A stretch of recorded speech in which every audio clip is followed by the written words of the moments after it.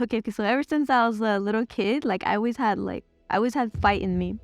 So you know how like kids and like even in first grade, I grew up in Armenia, and even in first grade, I remember people making fun of my name, and I never had any comebacks. Like I didn't know what to say back, but I knew how to throw hands, I knew how to pull hair, so that's what I did. And like I would always get into fights, and if anyone said anything to me, I would be on them right away.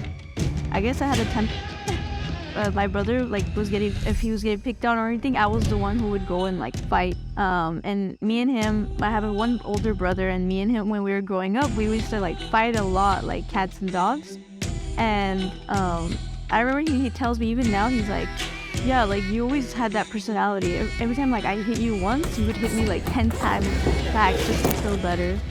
So my upbringing, yeah, it was. I would say like I grew up on like Bruce Lee movies, and just like my grandpa watching some boxing here and there. And my brother went to karate, but they didn't let me go to karate. They made me go to dance because I'm a girl.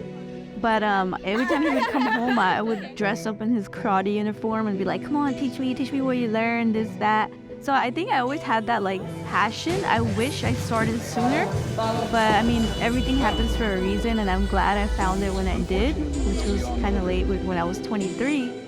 But like I said, like I was always an athlete. Like I ran cross country and track for all of high school and like in college as well.